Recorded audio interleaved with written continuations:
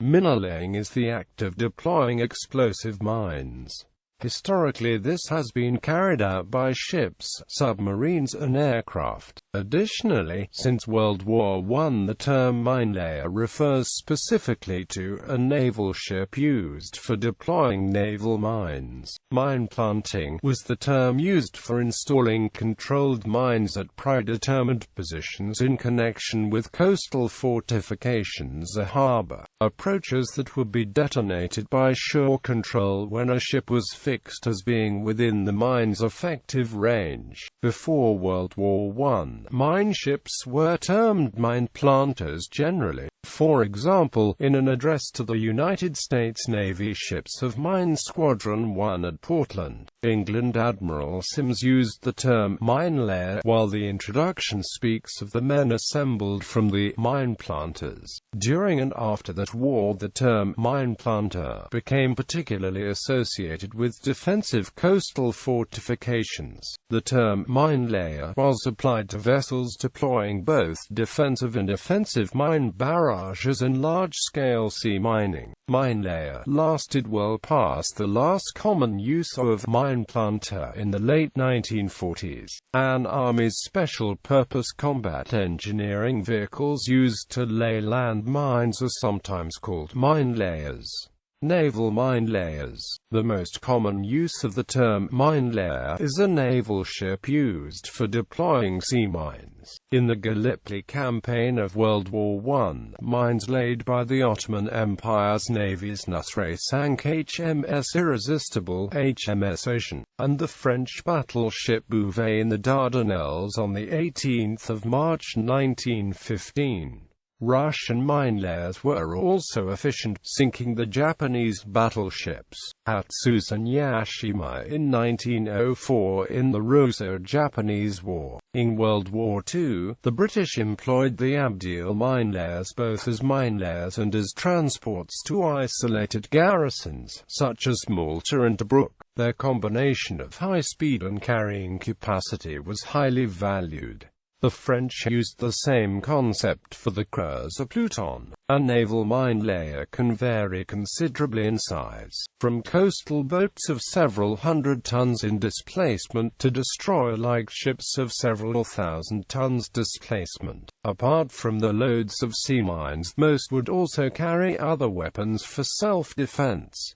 Submarines can also be minelayers. The first submarine to be designed as such was the Russian submarine Krab. Us Argonaut was another such minelaying submarine. Although there are no modern submarine minelayers, mines sized to be deployed from a submarine's torpedo tubes, such as the Stonefish, allow any submarine to be a minelayer.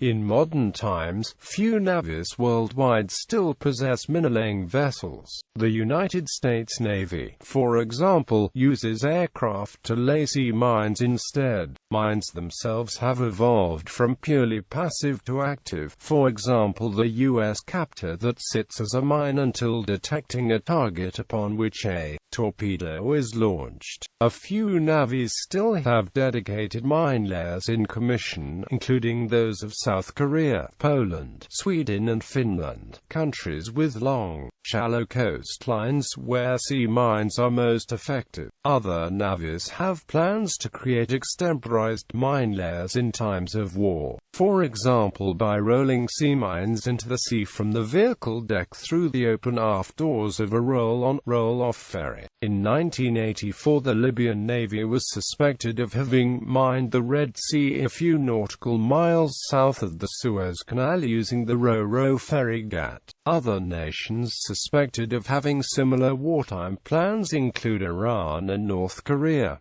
Aerial minelaying. Beginning in World War II, military aircraft were used to deliver naval mines by dropping them attached to a parachute. Germany, Britain, and the USA made significant use of aerial minelaying. A new type of magnetic mine dropped by a German aircraft in a campaign of mining the Thames estuary in 1939 landed in a mudflat, where disposal experts determined how it worked, which allowed Britain Britain to fashion appropriate mine countermeasures. The British Royal Air Force Minelaying operations were codenamed gardening. As well as mining the North Sea and approaches to German ports, mines were laid in the Danube River near Belgrade, Yugoslavia, starting on 8 April 1944, to block the shipments of petroleum products from the refineries at Ploiești, Romania. In the Pacific, the U.S. dropped thousands of mines in Japanese home waters, contributing to the country's defeat. Aerial mining was also used in the Korean and Vietnam Wars. In Vietnam, rivers and coastal waters were extensively mined with a modified bomb called a destructor that proved very successful.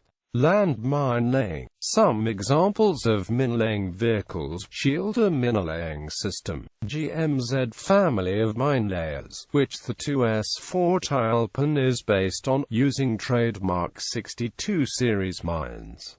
Minenwerfer Scorpion, Type 94 Minelayer, Istris.